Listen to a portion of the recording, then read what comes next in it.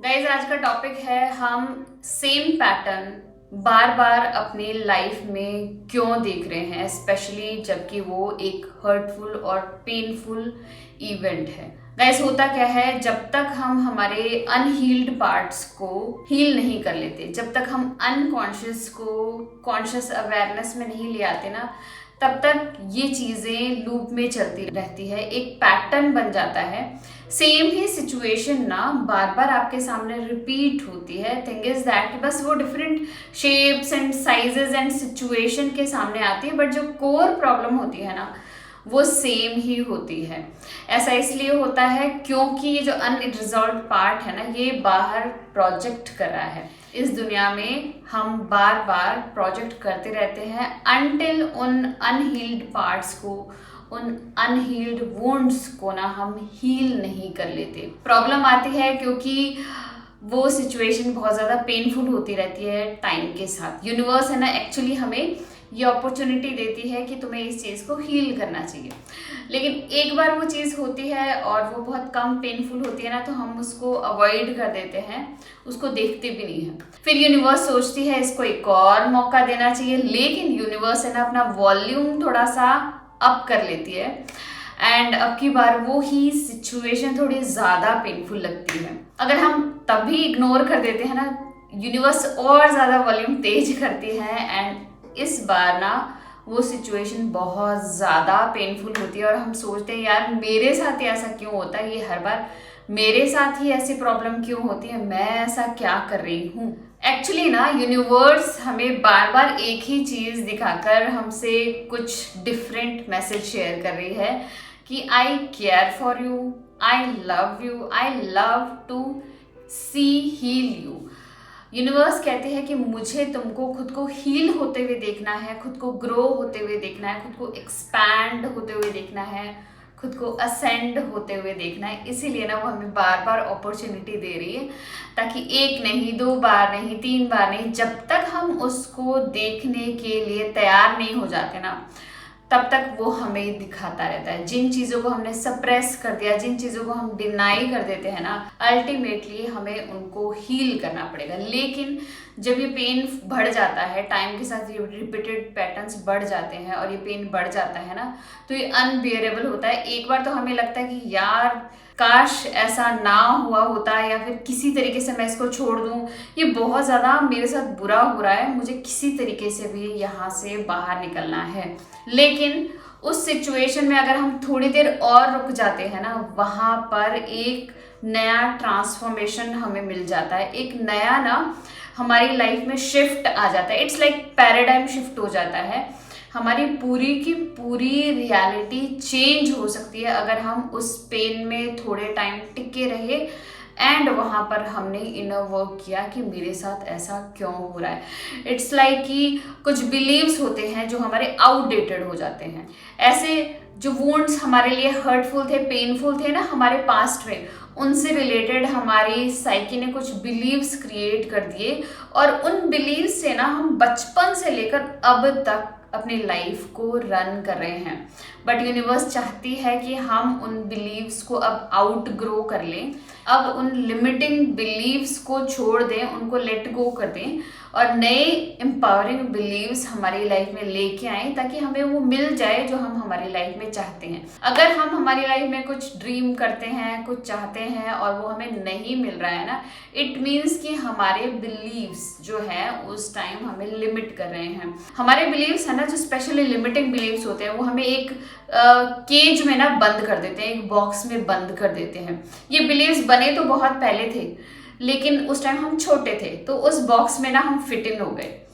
लेकिन जैसे जैसे हम बड़े हुए, हमने डिफरेंट लाइफ के एरियाज में ना नए नए एक्सपीरियंसेस लिए, नए नए लेसन्स लिए ना, तो हम खुद को ग्रो करने लगे। अब ये जो बॉक्स है ना लिमिटिंग बिलीफ का, ये छोटे साइज का हो गया और हम बड़े हो गए। अब हमें ना इसमें फिट नहीं हो पा रहे। अगर हम इसमें फिट नहीं हो पाएंगे तो क्या होगा कि हमें हर्ट और पेन फील होगा, क्योंकि हम जबरदस्ती उस जगह पर घुसे हुए हैं। इसलिए कि जैसे ना हम बड़े हो रहे हैं लेकिन हम शूज वही पहन रहे हैं जो हम 2 साल पहले पहनते थे, तो हमें तो हर्ट मिलने ही वाला है ना। तो अगर हमें किसी सिचुएशन में हर्ट या पेन मिल रहा है, इट मीन्स कि हमारे बिलीव जो है ना आउटडेटेड हो चुके हैं। अब हमें इन आउटडेटेड बिलीव्स पर वर्क करना है, इन्हें लेट गो करना है और नए एम्पावरिंग बिलीव्स हमारी लाइफ में क्रिएट करने हैं। मेरे साथ ऐसा हुआ था। I was so much into people pleasing, I was so much over giving कि मैं ना एग्जॉस्ट होती हुई जा रही थी, लेकिन मुझे ये नहीं पता चल रहा था कि मेरी बॉडी इतने ज़्यादा एग्जॉस्ट क्यों हो रही है। एंड जब मैंने ये एग्जॉशन बहुत ज़्यादा फेस किया ना, बहुत ज़्यादा फील किया, तो उस टाइम बाद मैंने सोचा कि अब मैं ऐसा नहीं करूँगी। And I started slowing down, मैं थोड़ा सा स्लो डाउन होना शुरू हो गई। एट दैट मोमेंट ना आई गॉट सम ईज, मेरी लाइफ में ईज आ गया एंड मेरी बॉडी में ना एक्स एंड पेन्स आना बंद हो गए। अगर मैंने उस हर्ट को नोटिस नहीं किया होता तो मैंने खुद को चेंज नहीं किया होता और मैं अपने ईज में नहीं आई होती। तो मैं चाहती हूँ आप भी हमेशा अपने हर्ट और पेनफुल सिचुएशन को नोटिस करें। जब मेरे सेकेंड बेबी हुआ ना, आई स्टिल रिमेंबर, जब सेकेंड बेबी हुआ ना तो मेरे लिए ना चीज़ों को हैंडल करना बहुत ज़्यादा मुश्किल हो गया था, क्योंकि मेरे दोनों ही बच्चे बहुत छोटे थे एंड बहुत कुछ था मेरे पास ऑर्गेनाइज करने के लिए, टेक केयर करने के लिए।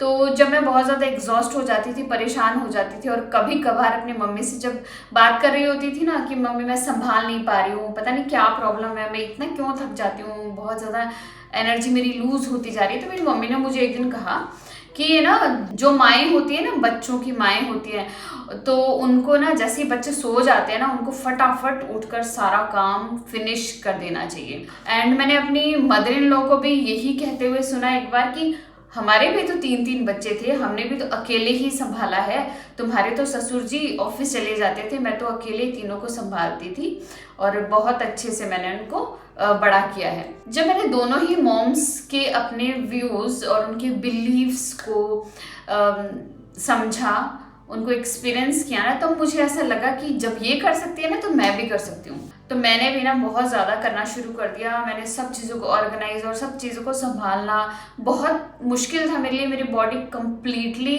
एग्जॉस्ट हो चुकी थी और कुछ टाइम बाद जब मैंने डॉक्टर को दिखाया तो मुझे पता चला कि मुझे ना 2 बार एंटी डिप्रेसेंट पर रख दिया गया था। Actually I was suffering from postpartum depression और मैंने इस चीज़ को नोटिस ही नहीं किया।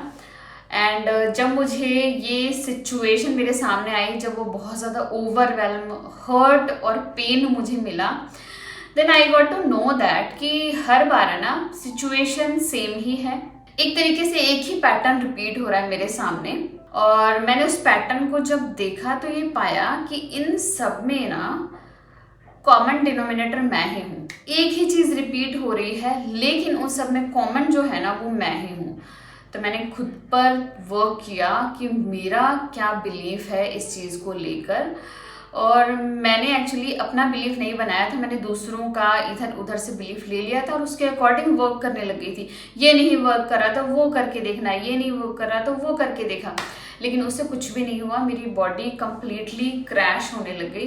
देन आई फाउंड आउट कि मेरी बॉडी मुझसे कुछ और चाहती है, लेकिन मैं दूसरों के बिलीव्स के अकॉर्डिंग अपनी लाइफ को रन कर रही हूँ।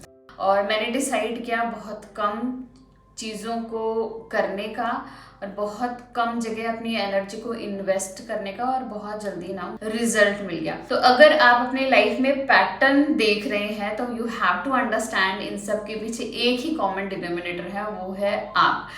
और अगर आप हर्ट और पेन एक्सपीरियंस कर रहे हैं, इट मीन्स कि इसके पीछे एक लेसन है आपको अपना बिलीफ जो है ना बदलना है, अपने बिलीफ को एम्पावरिंग बिलीफ बनाना है, और जो भी बिलीफ आपका करंट बिलीफ है उसको ना लेट गो करना है। हमें इनर वर्क करना है कि मैं ऐसा क्यों एक्सपीरियंस कर रही हूँ, मेरा अभी करंट एंड कोर बिलीफ क्या है।